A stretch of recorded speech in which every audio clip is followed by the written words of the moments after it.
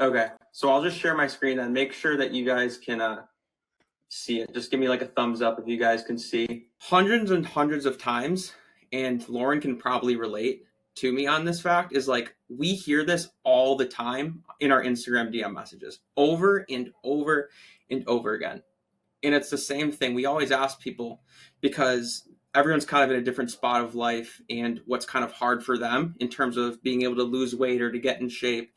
And we always hear all the time, it's like, I'm just lacking motivation. It's like the number one thing that we hear all the time. And that's why I really kind of came up with this presentation today, is to show you guys a little bit more about how I walk through this and kind of the framework that I use in order to get me past just lacking motivation, right? And most of us feel like we need to feel motivated in order to take action, right? But the truth is, motivation's unreliable. It's fake. It's not real.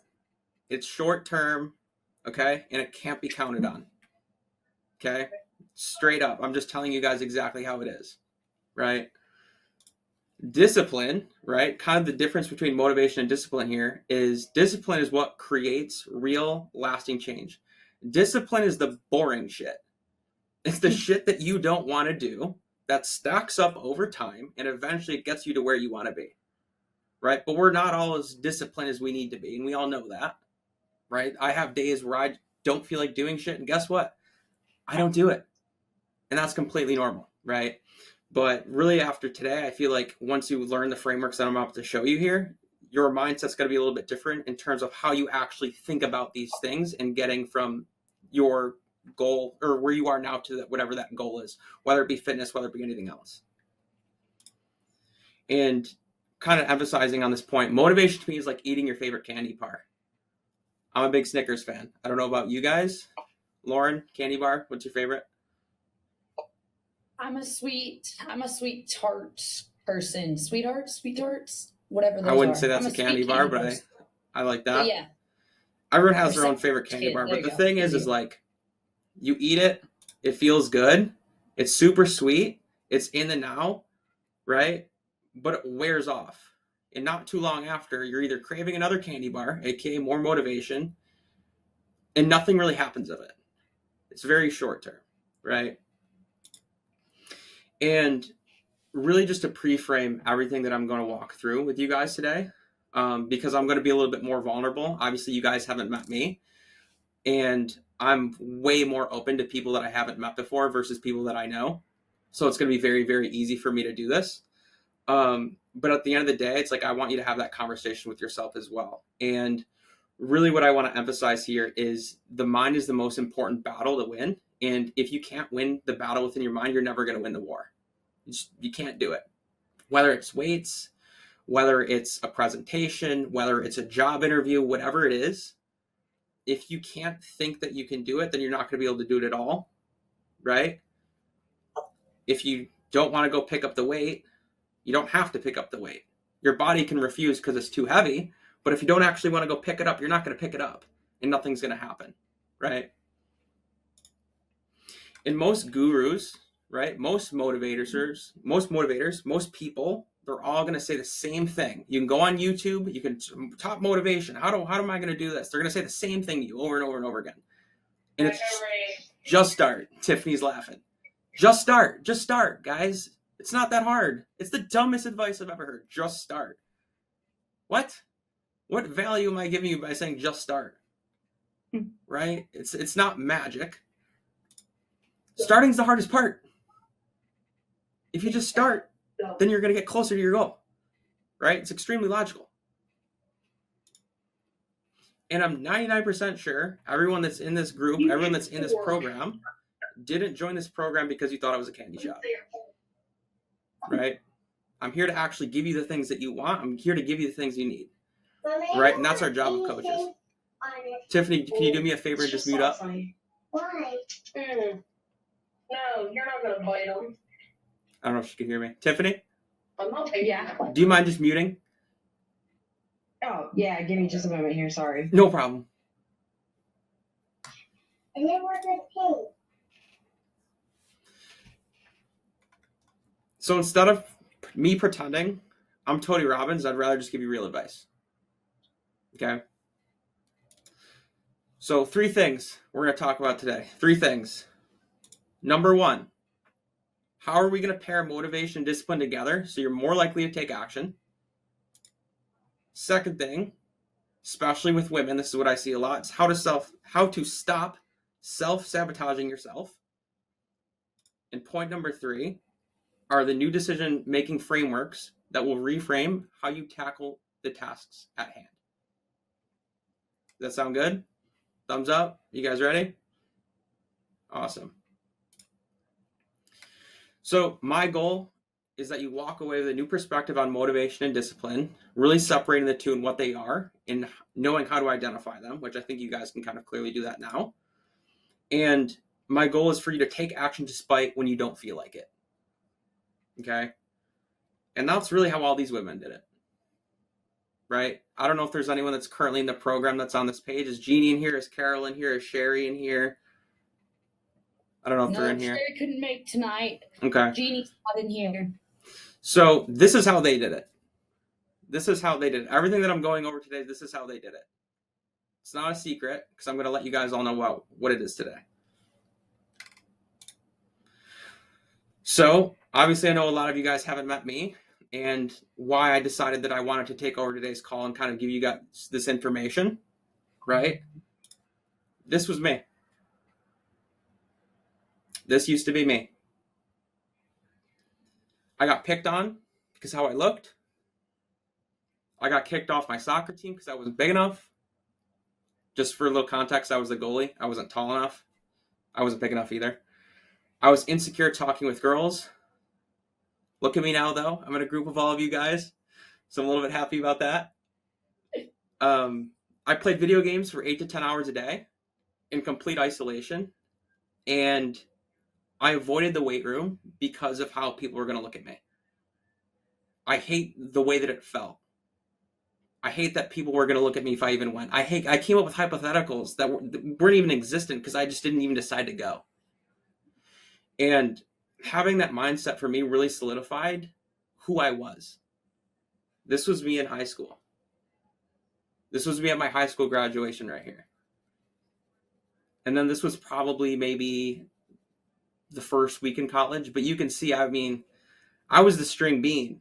I don't know if you guys know any funny slang or anything that you can call a skinny person, but that is me. And I probably even called it. Okay? Does that seem pretty painful? Can anyone else relate to that in any way? Does that sound painful at all? Yeah, right? And here's like the cold hard truth. I wasn't motivated to do anything about it. Because to me, that's who I was. It was normal to me to feel that way. All of these things happened to me over and over and over again. And I was like, oh, that's because I'm skinny. That's because I'm normal. That's because that's the way I am now. That's the way it should be, right? I shouldn't expect anything else. 2 things happened. And until these 2 things happened, I didn't do anything. I made no changes. Thing number 1, my lung collapsed. I had something called a spontaneous pneumothorax. If you guys don't know what that is, basically, my lung turned into a sponge, my left one in particular, and the holes in it became so big and large and separated that it popped, and I was unable to breathe. And I'm very lucky to be here today. Very lucky. And just to make it a tad sweeter, my girlfriend broke up with me. I had my first heartbreak. Now I'm upset and I'm depressed. Poor Mason, right? It sucked. This is me. This is a picture of me and some of my friends when I was in the hospital. As you can see, I was in a lot of pain here, and I have a desperate thumbs up. But that's just what I did to get through it. And really it was at that point where I had so much pain that I finally did do something about it. I finally decided I was going to make a change at that moment, right? And what I want to emphasize today is that pain is the number 1 motivator of all time, okay? Number 1 thing. Pain is what forces us to take action. Think about what made you guys join the program. Was it because you wanted to get your marathon time down a minute? Probably not. Was it because maybe you're uncomfortable in your clothes? Yeah, you're moving away from that feeling. That's really what you crave for, right? It's the feeling. Because if you weigh 240 pounds and you feel like shit, but you also weigh 140 pounds and feel like shit, you still feel like shit, right? Pain forces us to do something about it. So next time someone says, I'm just not motivated, tell them to get hit by a bus. They'll get motivated. Not actually. This is a joke. Okay? I'm not an evil human being. I learned that waiting for motivation doesn't work. There's no such thing. There's no perfect time. It doesn't exist. Okay? I had to create my own urgency, right? Obviously for me it's a little bit easier because my lung collapsed and I kind of had to gain weight. Otherwise I was going to have it happen again, right? Set up systems to hold myself accountable and learned how to take action despite how I felt, right? So that kind of raises the question of like, how do we create our own pain to increase our action taking threshold? And what I mean by action taking threshold, I mean like getting us over the edge and doing something about it. How can we do that? Now, what I'm not saying is wait for your lung to collapse or wait for something tragic to happen to you. That's not what I'm saying. But there's tactics and things that you can do to create your own pain. That doesn't have to be so physical like mine was. Okay? Q&A. Who can guess what I did after my girlfriend broke up with me? I want 2 people to guess. Lauren, it can't be you. Lips are sealed. Come on, someone tell me. Someone guess. Was it your motive? Was that what motivated you? Kind of. But what did I do? Got really mad. Got really mad. Well, I can't lie, Kim, you are correct. But there's something that I There's the comments specifically coming in. did. There's something I specifically did. If anyone guesses, I'll give them $1 million. How about you got motivated to seek revenge on your girlfriend and show her that you were hot? But you were hot shit or something like that. But Well, she made a big mistake. well, this is what happened. You guys ready for it? Drum roll. I decided I was going to be a hip-hop dancer now. That's what I did. That was my revenge. That was my thing. Okay? I paid a shitload of money. Guys, a lot. I paid so much money for a dance coach, and I performed on stage for my first time at 26 years old, having no prior experience. Okay? Why the hell am I even telling you this? Why does this matter to you? Why should you care? Well, I'm telling you this for 3 reasons. And how you can inflect self-motivating pain and exactly how I did it. Okay? Number 1, you have to put skin in the game. The cool thing is a lot of you already have done this, right? Money makes things real. Imagine if Lauren and I let someone join the program for free. Do you think that they would actually care as much as you guys about getting the goal that you are now? Probably not, right? No. Money makes things real. You have something to lose, right? Invest in a coach. Guys, it's crazy, right? Don't just do this for fitness. Do this for everything in your life. Find someone that you want to be in a position that they're at. Doesn't have to be overall life. It can be, I want to learn real estate. I'm a busy mom. I want to learn how to manage my time better. Go find someone that has 13 kids that sells a time management course. Go figure it out. Go pay for it. Go do it. Right? Investing in yourself is the number 1 thing that you can do. Pay for the money. Pay for the experience. Imagine you go to the movies and it's a $10 ticket. And there's people in front of you and they're talking and the movie sucks. It was $10. Who cares? Okay? Let's say you're going on a private jet and they don't have the champagne that you want. Well, no, that's a pretty dang big deal. I own a jet. Where's my champagne? Right? If you pay for the experience, you better get the experience. And if you put your money where your mouth is, aka inflicting pain on your wallet, you're more likely to take action because you care about the outcome. Right? Second thing I did, very, very important. I set public commitments. This is super, super important. So not only did I decide that I was going to do this dance thing, I told everyone I was going to do it. Before I even had a show booked. You guys aren't going to believe it. I'm going to go dancing on stage and you're going to watch me. June 15th, I better see you there. That's all I said. And you want to know what the craziest thing is? I didn't even take a dance lesson yet. Guys, I had no idea what I was doing. I just told people, if that's what I'm going to do, show up so you can see it. Just show up. And the thing is like, as a mom, you guys are on relied on for so much shit. Like, I don't know how you guys do it. Seriously, like, I would blow up. Right? Like, you have kids. You have a partner. Maybe you're dating. You have a family. You have your job. The list goes on. You're busy as shit. Right? And your time that you have for you is on the back burner because you're doing everything for everybody else. Where the hell is the me time? You guys have no me time. Right? And what does that cause? It causes this. You're at a stage right now where you're comfortable and you're willing to let yourself down. Right? And that doesn't have to be your reality like it was for me. How many times have you thought, I'm going to make a change tomorrow and didn't do it? But the thing is you're comfortable doing it because the only person you're letting down in your life is you because you're serving everyone else. Can anyone relate to that or am I crazy?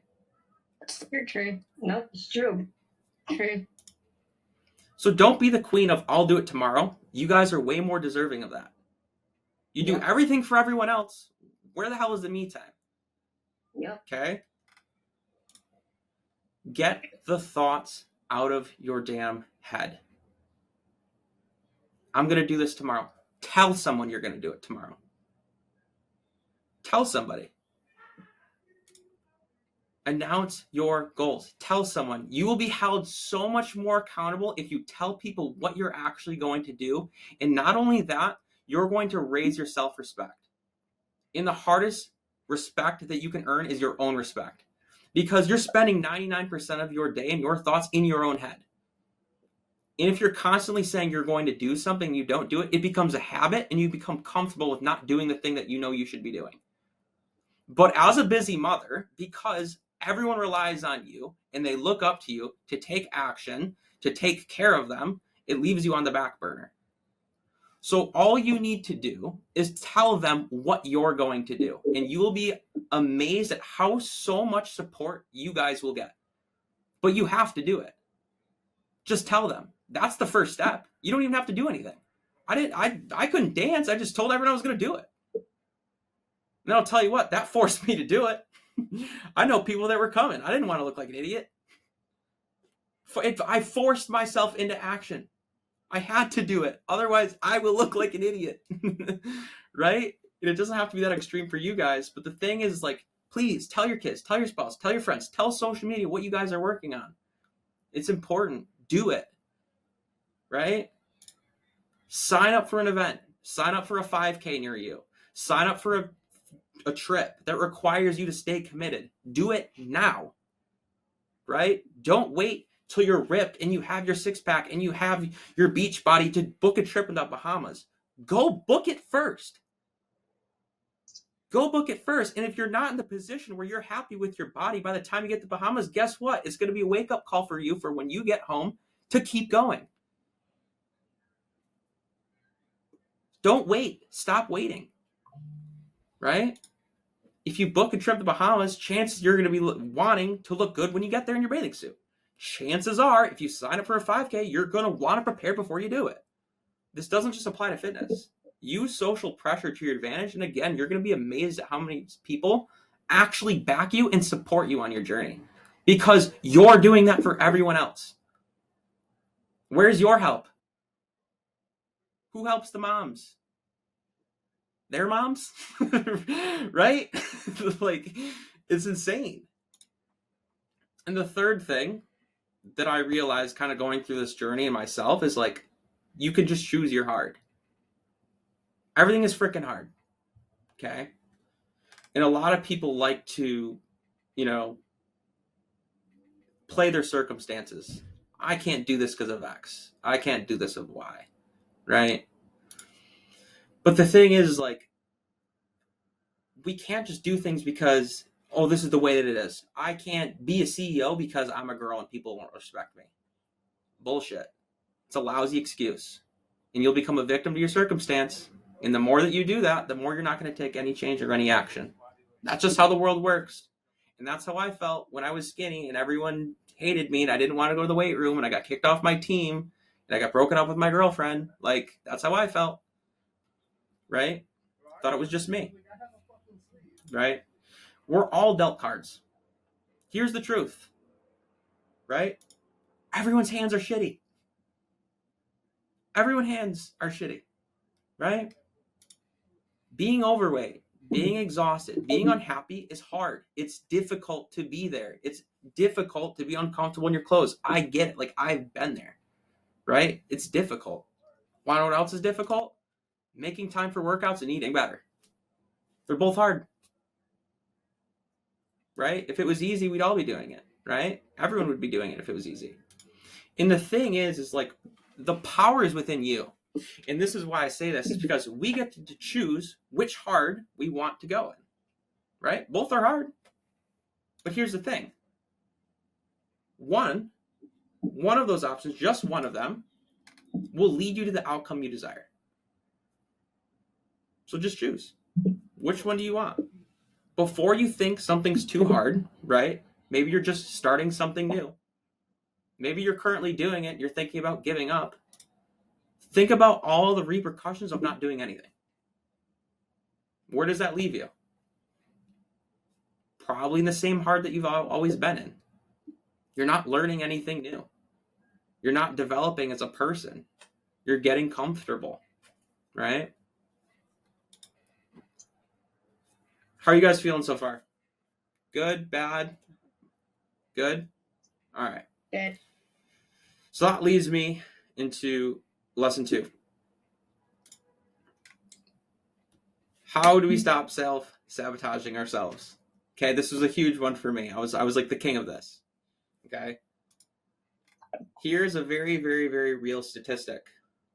If you think I'm BSing, go to Google, go to ChatGPT. Feel free to challenge me. Over 75% of January gym signups quit by the end of February. If 1,000 people sign up, 750 of them, they're done. They're gone. That's it. Mm-hmm. They've tried for a month, right? Month and a half. Can't even do 2 months consistent. Right? Out of there. Why? Does anyone know why? Could someone give me a guess of why that is? Why is it so high? Because the results didn't happen in 30 days. Great guess. Okay, anyone else? Wanted a quick fix. Say it again. They wanted a quick fix. They wanted a quick fix. The results they didn't get in time. Lauren? Just the convenience to go somewhere every day. Okay, they have to go somewhere every day. They have to be consistent, right? Here's why. It's not because they weren't motivated.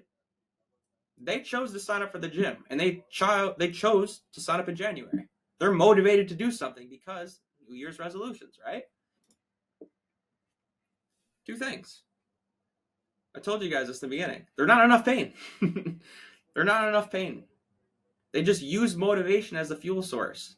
Hey, it's the perfect time to start. It's January. I'm just going to do this thing now. They don't challenge themselves. They don't book the thing in advance. They don't tell anyone they're going to do this. They let the thoughts within. They let themselves down. They're going to an extreme too fast. That is the number one thing that causes it. It's not because they don't want to get to the goal. It's not because they haven't seen the goal yet, which you are correct. in a way, Vianney, because they're working hard toward this thing, they're not seeing results, and they go gung-ho blazing, and they don't see anything. They're like, well, this doesn't work for me, right? But it's because they go extremely too fast. Too extreme, too fast. Again, relating back to the beginning of this presentation, most people fuel their actions off the bites of candy bars. I don't know about you guys, but I munch on mine. It takes me 3 seconds to gullet it all down. I'm done like this. And as soon as it's done, I'm looking for the next thing. And that's exactly what happens to people that go into the gym at January. Now, again, this doesn't have to be fitness related, okay? So take it with a grain of salt. How can they create their self-pain again, right? It's a fine balance between motivation and discipline. Put skin in the game. Go pay for a coach, not a $15 per month gym membership that you can cancel anytime. Go set a public commitment. Let everyone know who you are becoming so that every time someone sees you, they mention it. Hey, how have the workouts been? Hey, I saw that you posted this. I saw that you're looking to lose the weight. Me too. Give me tips. Talk. Let the actual actions come out. Let the words come out so they can turn into actions. And then realize it's okay that it's going to be hard. But think about what's going to be harder. Doing nothing or doing something. Those three things is how it would be corrected and how it wouldn't be 75%. If they did those three things, right? This is why. They're gung-ho. They're so ready. I'm going to do this. Like, I'm going to cut out all my favorite foods. I haven't gone to the gym in 20 years. Now I'm just going to go 5 times a week. What? Are you crazy? It's not going to work. It's not going to work. That's such a dramatic life change. That's like asking someone that smokes a pack of cigarettes a day to stop tomorrow. Like, that's hard. Right? Then you quit. 2 months in, you quit. Because you're trying so hard. Because you want the goal so bad. And that's okay. Right? Being driven by that motivation is good, but you have to be real with yourself about how you actually do it. But what I realize is this. If you don't quit, if you never stop, you'll never fail. You can't fail. Failure's not even on the table if you don't stop. Right? And in order for change to actually happen, you need small, sustainable changes. Okay, let me relate with you guys here for a second. I'm part Italian. If someone told me that I couldn't eat pasta, I would pull out my gun and start shooting. I would be upset. I like pasta. Sue me, right? I tell them to go get motivated. Get hit by a bus, right? That's what I would do. But in all seriousness, like, in order to break free from this perfectionism that we have, right? There's a couple things. Number one, stop avoiding discomfort. It's very, very hard to do. Okay? But hopefully the strategies that I've taught you guys today are going to help you do that. We're humans, right? We are conditioned to avoid things that make us feel uncomfortable. It is normal to feel a certain way. It is normal to not want to do something. It is normal. And it's okay to go through the thoughts of not wanting to do it. 100% normal, right? But here's the thing. I used to have really bad anxiety. And to get past that, I realized that there's only literally one thing I can do that can help me reduce it. Because you can't get rid of it completely, right? And it's by just taking action. It alleviates that anxiety. When I was done performing on stage when I did, at my dance, I don't even know what it's called, like a recital or some shit. I don't know. I felt like I could do anything. Like, just some random guy dancing on a stage, never done it before. I felt like I could do anything. I'm like, wow, I'm so proud of myself. Like, my confidence skyrocketed, even though I'm like 99% sure I sucked. Right? I had a lot of people come up to me like, holy shit, that was so good. But like, to me, obviously, I try to hold myself to a high standard, and I'm kind of in my own head where it's like, I don't know if I did good or if I didn't. But the thing is like, I realized after I did that like 99.9% of people would never do that. And they would never have the guts to do that. And the thing is like, everything after that moment was like, doing something uncomfortable for me now is not that hard. It's not that hard because I just go back to like 2 seconds before I went on stage and saw hundreds of people staring at me. That like, is it gonna be worse than that? Probably not. Am I going to live as I'm doing this thing? Probably yes. That's my decision-making process. And it has gotten me this far, and I'm very happy to be here. Right?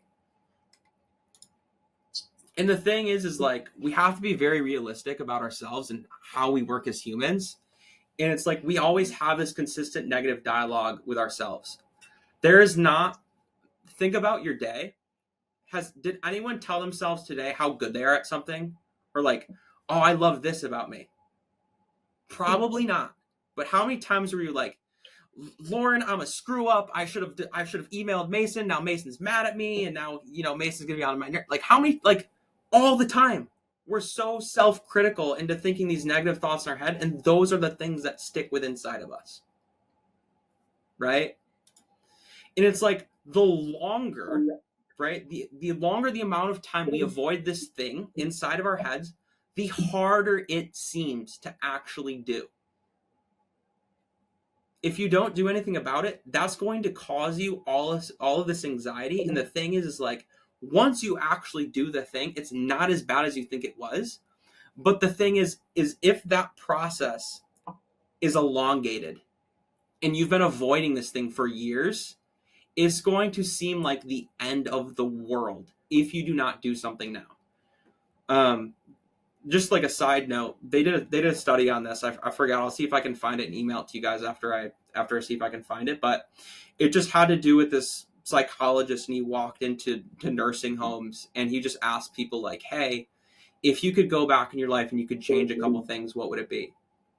And it's always, they wish that they did something else. I wish that I did the thing that I wanted to do, but I didn't do it because of how it would make me feel. Other people giving you discomfort, things along the lines of that nature. There's always this regret in older people. There's this regret that they have. I didn't do this. I could have done better here. But the thing is, like, we are in control of that. We're in control of what we do. And at the end of the day, again, everything is hard. So just choose the hard, right? We're really harsh on ourselves. So really what I tell people to do is like, fall forward. That's your new goal. It's not to be the best. It's to just fall forward, right? And there's 2 ways that I like to do that, because no one likes like sucking, right? Nobody's like, oh, I'm a really good sucker, right? That's not a thing. But it's just take imperfect action. Just do something that you know is going to put you in the right direction that you should be going, and expect to suck. In your weight loss journey, do not expect to lose 50 pounds in a month. It's not going to happen. And when it doesn't happen, you're going to say, what's the point? Right? But it doesn't even have to be fitness. Again, it's like, if you do something and you expect to suck at it, obviously if you don't suck, that's cool, right? But you're holding yourself to a standard of, I'm actually going to learn something. And once I learn this thing, I'm going to tackle that on to all of the things I've learned previously from my last attempt, right? And I'm just going to do it again. And then you're going to learn more, and then you're going to suck less, and then you're going to suck less, and then you're going to be pretty good. That's how life works. LeBron, didn't come out of his mother shooting free throws. He sat at the basketball court and did all the boring stuff. I don't want to dribble anymore. You think he ever said that? Probably not. Right? It's by just doing the things. And another thing that really, really helps me, like so much, I ask myself this, I'm not even kidding, I probably ask myself this probably once a week. Is it reasonable to be good at something that I've been doing for this amount of time? That's a framework that I always go through. And it's like, because I'm so hard on myself, I very much, especially as a kid, like if I lost at something, I hated the world. That's just who I was as a person. But something that really, really, really worked well for me was this. Is it reasonable to be good at something that I've been doing for this amount of time? In like more times than not, the answer is like no. Like it is not reasonable for me to be good at the thing that I want to be good at. Right? Lauren, name one thing that you had to do hundreds of times before you got good at. Lifting weights, squatting. Simple. Squatting, right? Anything. Reading, writing, everything that you've ever done has been learned through repetition. Your parents have probably taught you, hey, it's time to brush your teeth. It's time to brush your teeth. It's time to do this. And then it learns into a habit, right? So in reality, just start small. Don't go guns blazing. Don't go gung ho. And instead of being able to solve a Rubik's Cube overnight, learn one side at a time. Break it up. Know what the end goal is, and then write down the tasks you know that you need to do in order to get you actually there. It's a checklist system. I'm not going to be able to lose 40 pounds in the next month, but I know if I do X, Y, and Z every month, it's going to move me closer to actually doing this. And is it unreasonable for me to be good at these things that I just bullet pointed it down to get it right the first time? Probably not, right? So the way that I try to teach people how to make better decisions and how to think about things is saying like, you know, I'm never going to drink soda again. Don't ever say that to yourself. Don't lie to yourself. You know you love Dr. Pepper. Okay, I love Dr. Pepper, right? But think this way. It's like, I'm only going to have soda for dinner, right? I'm only going to have a soda for dinner. I'm not going to have it for lunch. I'm not going to have it for breakfast. I'm only going to have it for dinner. That's a compromise that you can stick with yourself, especially if you're drinking more than one can of soda. Same thing goes for everything else, right? Again, it doesn't have to be fitness related, but just move in small steps at a time. This is a number one tip that I have for you guys actually, and it's by just like planning your nutrition day in advance. Because if you do that, it allows you to kind of give yourself this reward process where it's like, hey, if I eat, really good for breakfast and I dial in exactly what I'm going to eat for lunch that day and I eat fairly clean, that's going to allow you to sit down with your family, your husband, your kids, and enjoy pizza night with them. But if we don't plan out the day in advance, right, then we're just going to be making bad decisions throughout the day, and then you're going to hate me and Lauren when you say, hey, look, I haven't hit my protein goal. I need to hit 70 more grams. And then you're going to have to drink 3 protein shakes, which you're not going to want to do, right? That's the way that I like to look at that in terms of nutrition. That's just kind of like a side tip for you guys. That's where you can really start. Just plan one day in advance. Doesn't have to be a week. Doesn't have to be a month, right? Just one day in advance. So you know what you're going to eat for dinner and then just loop down. I promise you, if you guys start implementing that like ASAP, it's going to work wonders for you.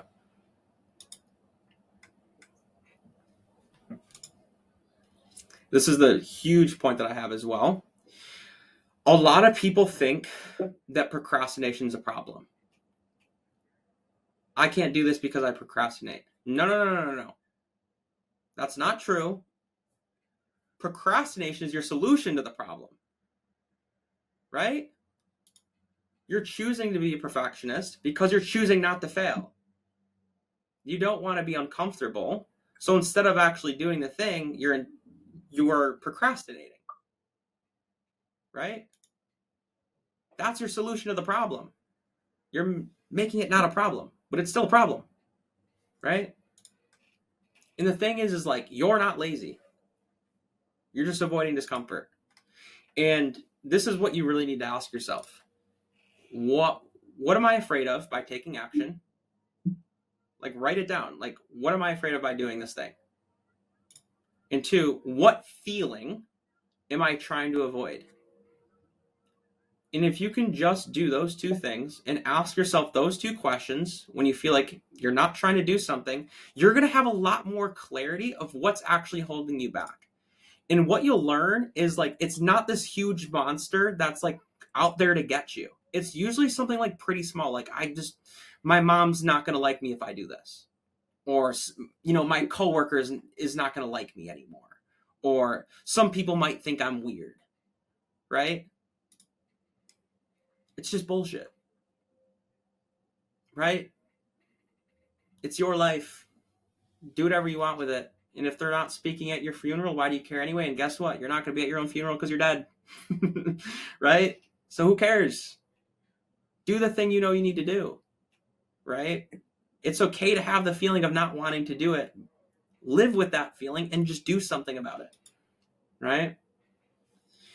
And the thing is, as well, is like, if you go in knowing that you're going to fail, knowing that you're going to suck at something, and you're going to actually learn, right?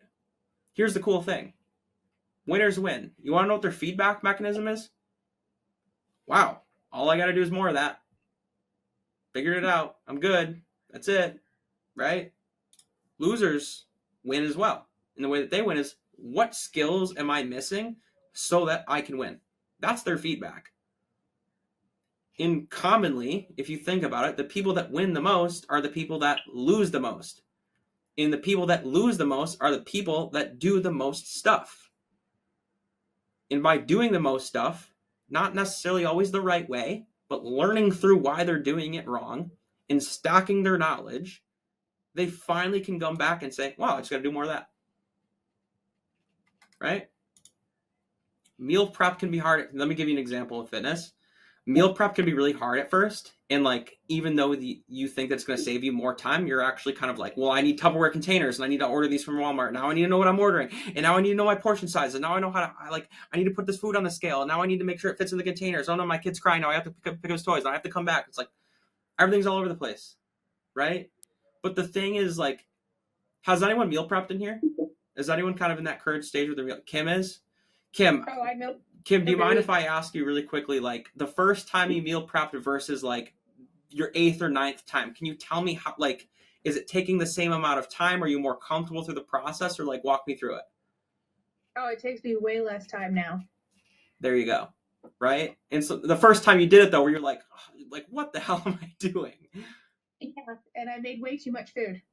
There you go. And now you learned for next time not to do that, or just to plan more in advance, right? Okay. That's all it is. Over time, you're going to, just like how Kim said, you're going to learn the systems to do it quicker if you just started by doing it. Okay? I'm not going to say go in like blind, like the 3 blind mice. That's not what I'm saying, right? Research is okay to a certain extent, but don't cope through the research by not taking action. Figuring out, like, okay, here are my containers that I should buy. Here's why I should buy them. And how do I actually use a food scale? Okay, great. Now you know how to use those 2 things. Now just go do it. Don't sit on your hands and wait and think about the most perfect process and write it down in your notebook. Because 1, you're not going to do it. And 2, that's just too hard to do. So just do something and then learn for the next time, right? So really the best way to avoid perfectionism is by just taking imperfect action, to realize it's not going to be the best thing ever. And that's why I didn't start this call off with just start or suck less, because it wouldn't make any sense. If I told you guys to suck less, you'd be like, what just happened? Right? So how can we remain disciplined and motivated to remind ourselves to keep sucking and to keep falling forward? Because that's hard to do, right? Well, if you learned anything from this presentation, it's by taking action, right? So here's 2 things, 2 action items, because I'm not just here to talk to you guys. I want you guys to actually do something, right? Number 1, email. Lauren's going to have all your emails. I'm going to email you a script. You're going to take that script and you're going to post on social media. Okay? You're going to get vulnerable. You're going to be open. You're going to be okay about doing this. You're just going to do it. Okay? Second thing you're going to do. I want you to print out a current version, a current picture of yourself, right? Or an old version of yourself that you're not necessarily too proud of. And I want you to put it in a place where you're going to see it all the time and have that influence your decisions, right? your wallet, right? Bathroom, mirror, kitchen. So every single time that you open the fridge, it's a direct reflection on the choices that you choose inside of it. Things along the lines of that, right? And the thing is, as well, is like, I wouldn't ask you to do something that I don't do. And I'm not just speaking out of my ass. Like, I don't know if this will actually be fun. Oh, let's see. Where am I? That's me in the bed with my messed up lung. I have it. I look at it every day.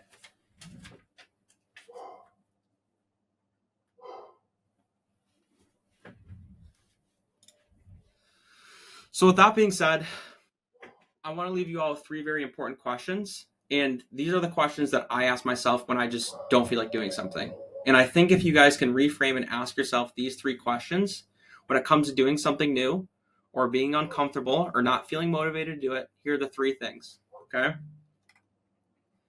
If I do this thing today, will it make my life better or worse tomorrow? Super simple. Just run through the framework. Ask yourself that question. If I do whatever the thing it is today, will it make my life better or worse tomorrow? Second thing, what skill or benefit would I actually get by doing this thing? Am I going to learn anything new? Am I going to be able to teach this to my kids? What benefit am I actually getting? Why am I actually doing this thing? Because if you know what you want to get, that's going to leave you more motivated to get the thing that you actually want. What is the benefit? Why am I working hard for this thing? Right? The third question is something that I've already shared with you. Is it reasonable for me to be good at a thing that I've been doing for this amount of time? And if you ask yourself those 3 questions whenever you're doing something new, or you're challenging yourself, or something is hard, I promise you, if you just ask those 3 questions, you'll be able to decide if you should do that thing or not. And the thing is you don't need more motivation, right? Like I said, I'm not here to sell you guys candy. I'm here to actually help you make decisions, right? Here's the truth about these women that I showed you guys earlier. They didn't succeed because they didn't wait for the perfect time. Didn't exist. The perfect time doesn't exist. They didn't let fear or hesitation dictate their actions. Sometimes they didn't even know what they were doing. They just did it, right? And the thing is, they didn't feel ready. They just took action first. And over time, that confidence follows. The more times you do something, the more confident you're going to be at it. If I danced on stage for the 80th time, I'd probably not tell you guys about how I almost shit my pants. Right? So really the only thing standing